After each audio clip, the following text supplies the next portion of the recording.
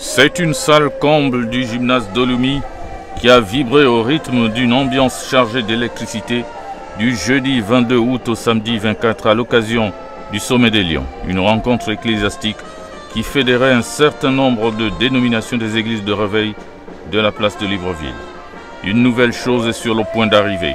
Thème de ce rendez-vous qui avait comme principal invité de marque Papa Emmanuel, prophète majeur, une grosse pointure du monde ecclésiastique venu pour l'occasion de la Côte d'Ivoire.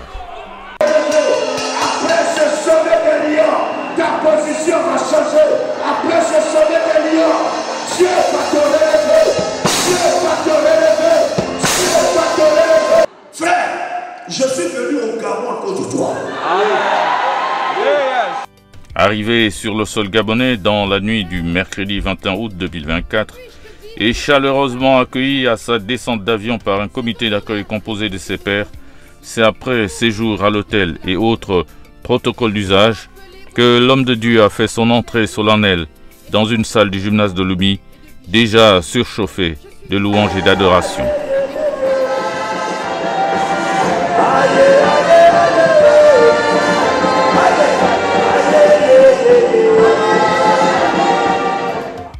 Pendant près de 3 jours successifs, en présence d'une brochette d'autorités et membres de l'Église, l'homme consacré dans sa touche de prophète majeur a bien évidemment, sur la base de ses expériences avec le Christ, édifié le peuple de Dieu sur des messages d'espoir et de révélation, mais aussi sur l'école du ministère prophétique et des nombreuses actions prophétiques et guérisons surnaturelles en faveur du peuple rassemblé. Aujourd'hui, nous sommes beaucoup attaqués, nous les voyants, nous les prophètes. Mais c'est quelque chose de très réel, c'est une réalité. Et nous sommes dans le temps du prophétique, qu'on veut ou pas. L'homme va toujours voir le prophète, même ceux qui nous attaquent, ils viennent nous voir la nuit. Ils nous attaquent le jour, mais la nuit là, viens nous voir. Parce que le prophète, c'est celui-là qui a la capacité de communiquer avec Dieu, de recevoir des messages de Dieu et les rendre, n'est-ce pas, autour de lui, ou n'est-ce pas, ces messages qu'il reçoit, ces messages viennent pour lui-même, pour le fortifier. Donc c'est quelqu'un qui a la capacité d'entendre Dieu, de voir Dieu, d'échanger avec Dieu. C'est quelqu'un qui a la capacité de voir le plan de Dieu. C'est quelqu'un que Dieu utilise pour révéler des choses qui sont cachées. C'est ce qu'on appelle le prophète. Un prophète, c'est celui qui voit. C'est celui à qui Dieu parle. Et quand Dieu lui parle, soit ses paroles sont pour lui, ou ses paroles sont pour quelqu'un. Ça peut être pour une communauté, pour un malade. Alléluia. La clôture de cette 3e édition du Sommet des Lions a été par la suite marquée par un tour d'horizon du prophète Papa Emmanuel dans différentes dénominations ayant pris part à l'organisation de cette grand-messe.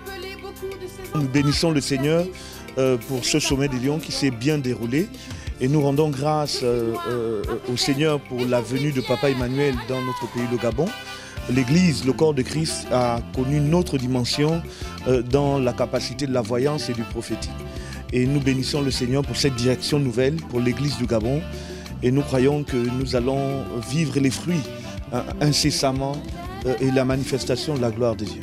Il était important de parler aux leaders, d'engager les leaders dans une vision claire pour notre pays et pour le corps de Christ dans notre nation.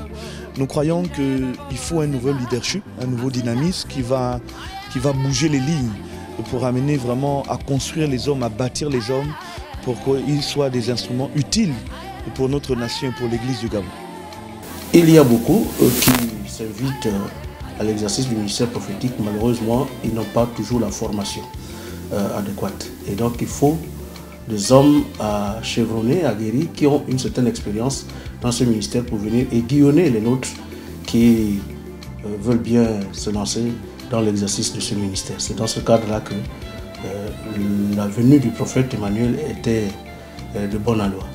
Qu'on soit apôtre, pasteur, évangéliste, docteur, et que sais-je encore, tous ces ministères-là, on ne devait pas les exercer sans le mandat de Dieu, c'est-à-dire la vocation.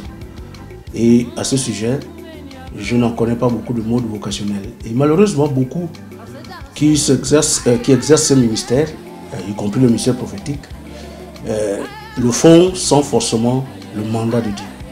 Et donc, c'est parfois la convoitise, c'est parfois lorsqu'ils observent quelqu'un dans les réseaux sociaux, bien dans la télévision, qu'ils veulent désormais faire comme ceux qui sont leurs inspirateurs. Malheureusement, ça amène beaucoup de dérapages. Lorsque un dérapage est constaté et qui prend sa naissance dans les Écritures, ce dérapage devient un problème difficile à gérer. C'est pour cela que la raison fondamentale qui explique la prolifération de ces ministères sans fondement, c'est l'autoproclamation. Alors, la première chose qu'on peut proposer, mais vraiment proposer au niveau humain, c'est simplement de donner l'occasion à ceux qui voudraient bien être encadrés, d'être encadrés et d'être formés. C'est comme ça qu'il va falloir procéder. La formation offerte à tous, le mentorat proposé, pourquoi pas imposé à tous ceux qui s'invitent à tel ou tel type de ministère. Si tu es évangéliste, on doit te demander qui a été ton père en tant qu'évangéliste, qui t'a influencé, qui t'a aiguillonné dans ce ministère. Et si tu es pasteur, qui est ton père, qui t'a coaché dans ce ministère pastoral? Tu as été formé où? C'est ce que l'État est déjà en train de faire et nous ne pouvons qu'encourager ça. Parce que, vous voyez, dans le domaine de la formation théologique et dans la formation biblique, si on n'est pas suffisamment regardant, on va laisser des gens faire des dégâts vraiment à grande échelle et on ne pourra pas. On ne pourra plus jamais rattraper la situation. L'Église, lorsqu'elle se sent bien, c'est tout le monde qui gagne. Parce que quand l'Église prie, elle ne fait pas d'exclusion.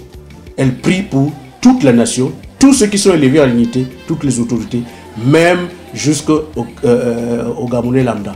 Donc l'Église ne fait point exception de personne dans son intercession. Et la dernière chose, c'est que nous, en tant que serviteurs de Dieu, nous avons besoin d'être encouragés, épaulés par les autorités pour que les autorités nous donnent les moyens d'avoir les coudées franches afin que nous puissions réaliser leurs vœux les plus chers. L'Église de Christ, une institution appelée à la transformation morale et spirituelle des individus dans un monde aujourd'hui en proie à des crises de toutes sortes. Un rôle que tentent de jouer les directeurs de conscience à l'exemple de cette 3e édition du Sommet des Lions qui aura tenu toutes ses promesses.